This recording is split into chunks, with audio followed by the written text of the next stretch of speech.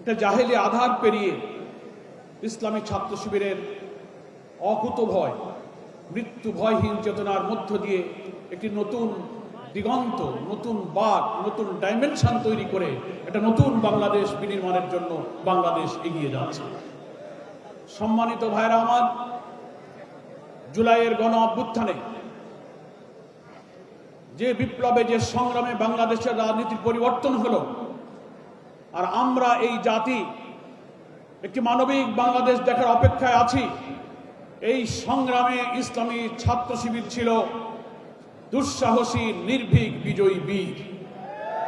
অনেক আত্মত্যাগ, অনেক শাহাদাত, রক্তের বিনিময়ে আজকে আমরা এখানে এসে পৌঁছেছি। একটা কালো যুগ আমাদের পেছনে, একটি নতুন সম্ভাবনা আমাদের সামনে। সেই সময়ে জাতিকে ঐক্যবদ্ধ করে আমাদের সামনে এগিয়ে যেতে হবে। ঠিক সেই সময় আমরা আবার একটি চক্র, একটি ষড়যন্ত্র দেখতে পাচ্ছি।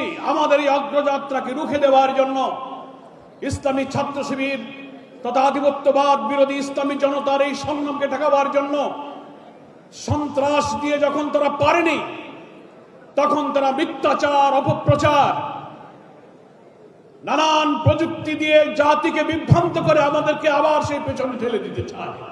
কিন্তু জাতি কোনো মিথ্যাচার, কোনো মিসপ্রপাগান্ডাকে কখনো বিশ্বাস করবে না। তারা জানে না ইসলামী ছাত্র শিবিরকে কখনো সন্ত্রাস দিয়ে কখনো স্তব্ধ করা যায় না। রাজনীতির ইতিহাসে এটা একটা মহাসত্য। কোন আদর্শবাদী আন্দোলনকে যখন তাগুত শক্তি, প্রতিপক্ষ শক্তি যুক্তি দিয়ে, নৈতিকতা দিয়ে, আদর্শ দিয়ে মোকাবেলা করতে ব্যর্থ হয়, তখন মিথ্যাচার আর অপপ্রচারের অন্ধকারের পথ তারা বেছে নেয়। তারা ইসলামী ছাত্র শিবিরকে স্বাধীনতা বিরোধী বলেছে, রক কাটা বলেছে, গুপ্ত বলেছে, কিন্তু প্রমাণ করেছে রাজনৈতিক পরিবর্তনের পর সত্য উদ্ভাসিত হয়েছে। 4টি পাবলিক বিশ্ববিদ্যালয় এবং জনগণ তাদেরকে প্রত্যাখ্যান করে প্রমাণ করেছে তোমাদের সব মিথ্যাচার হচ্ছে, মিথ্যা, অসত্য, বিভ্রান্ত।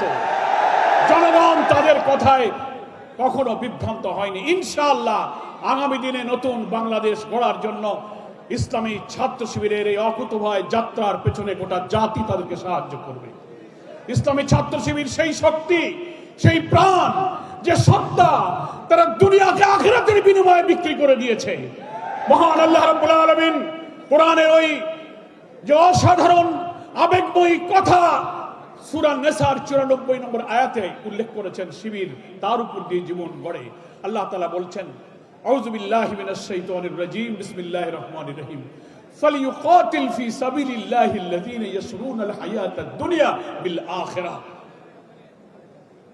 তারা ইসলামী আন্দোলনের জন্য, দ্বীনের জন্য জীবনকে বিলিয়ে দিতে পারে যারা দুনিয়াকে আখিরাতের বিনিময়ে বিক্রি করে দিয়েছে।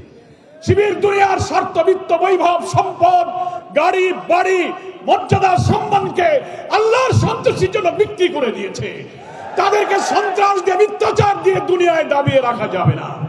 এরা হচ্ছে সেই জাতি, ওমিনান নাসি মান ইয়াশরি নাফসাহু ইবতিগা মারদাতিল্লাহ আল্লাহু রাউফুম বিল ইবাদ। মানুষের মধ্যে এমন কিছু মানুষ থাকে যারা শুধু আল্লাহর সন্তুষ্টির জন্য নিজের সত্তাকে তারা বিক্রি করে দিতে পারে।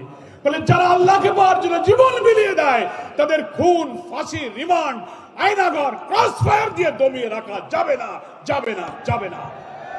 আগামী 26 সালের নতুন বছরের শিবিরের জীবনে এক নতুন প্রভাত, নতুন সূর্যের উদয় করুক। সাথে সাথে বাংলার জমিনে একটি নতুন বাংলাদেশের সূর্য উদিত হবে।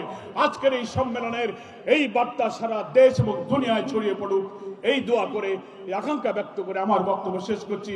আল্লাহ হাফেজ।